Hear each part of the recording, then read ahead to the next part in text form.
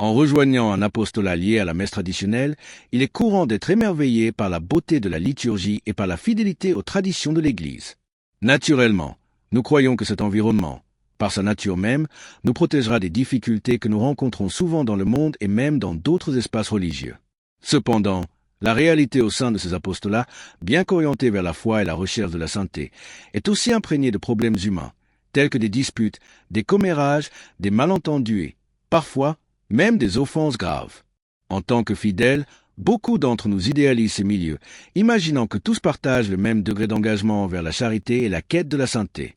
Nous pensons que, parce que nous sommes entourés de personnes qui fréquentent la messe traditionnelle, nous sommes automatiquement protégés contre les comportements mondains et la fragilité humaine. Pourtant, cette attente est souvent déçue, ce qui peut engendrer une grande désillusion. En réalité, ce que nous oublions souvent, c'est que nous sommes tous faillibles et pécheurs, quel que soit le milieu dans lequel nous nous trouvons. Faire partie d'un apostolat tridentin, aussi tourné vers la tradition et la révérence soit-il, ne nous dispense pas des défis de la vie en communauté. Au contraire, ces défis peuvent être encore plus marqués, précisément parce que nous attendons davantage des personnes qui nous entourent. Les problèmes qui émergent dans ces environnements peuvent être douloureux.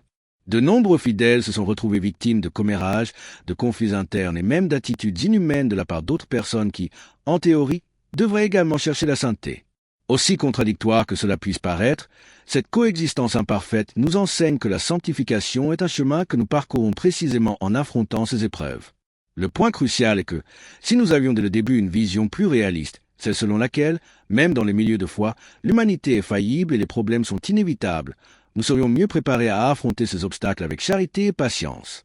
La présence de ces défis ne signifie pas que l'apostolat échoue dans son objectif. Elle signifie plutôt que la vie chrétienne est un combat constant contre nos propres imperfections et celles des autres. C'est ici qu'intervient l'importance des enseignements transmis par les prêtres qui abordent ouvertement ces sujets. Lorsqu'un prêtre parle de ses problèmes de manière claire et honnête, il libère le fidèle du poids de porter seul ses frustrations. Il nous offre une perspective qui nous aide à comprendre que surmonter ces difficultés fait partie de notre cheminement vers la sainteté.